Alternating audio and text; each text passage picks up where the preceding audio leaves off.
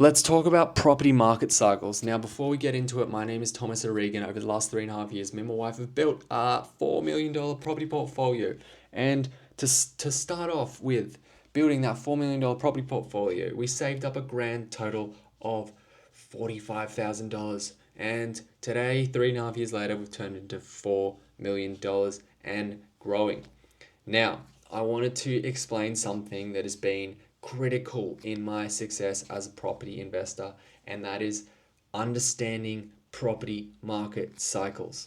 Now, there are all sorts of different property market cycles, and they're going on everywhere all the time. Okay, there's market cycles which are going on globally. There's market cycles which are going on nationally, and there's market cycles which are going on in each state, and then in each street, each suburb, whatever. It just goes on and on. There's markets within markets, but basically, when I look for markets, when I'm looking to invest, I always want to understand what part of the market cycle am I investing in?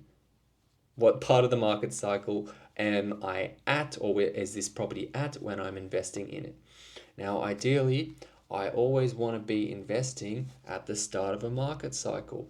And you can really never know how long it's going to take for the market cycle to pick up and kick off, okay?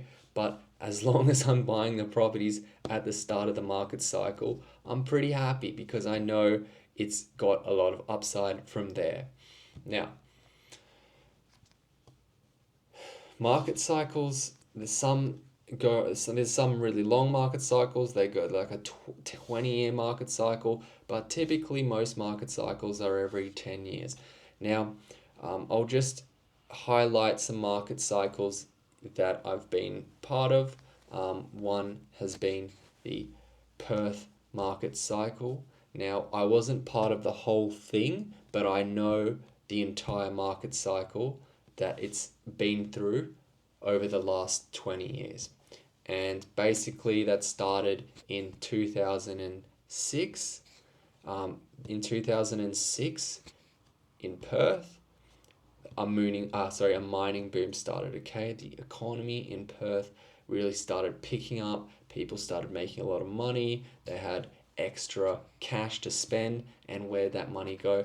All went into property. The local people of Perth started buying property, and basically the property prices went from about 200, let's just call it a 3 bedroom house on a 500 square meter lot.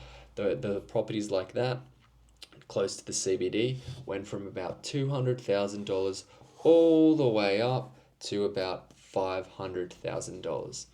And that went over a period from 2006 all the way into 2014. And in 2014, the mining boom stopped.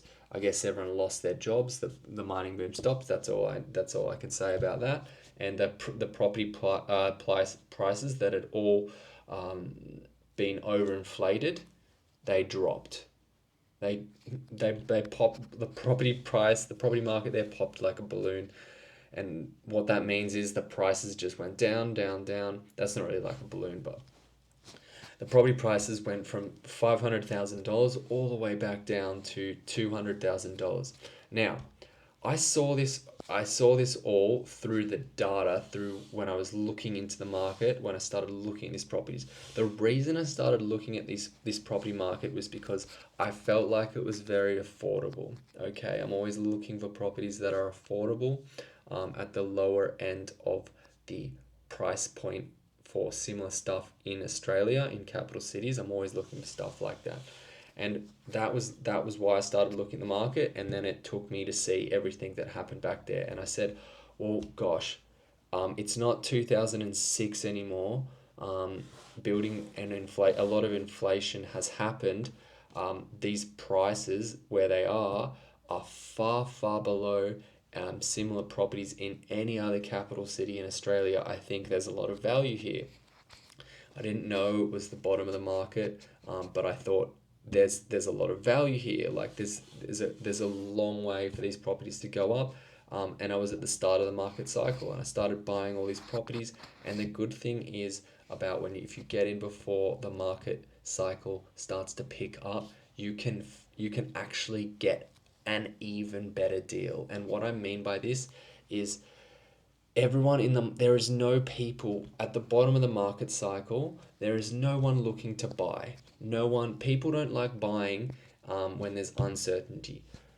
So if you are able to see through the uncertainty and understand markets, you can see that it's somewhere at the bottom. And the sentiment in the marketplace in the sellers is, I just want to get rid of this thing, just get it away from me.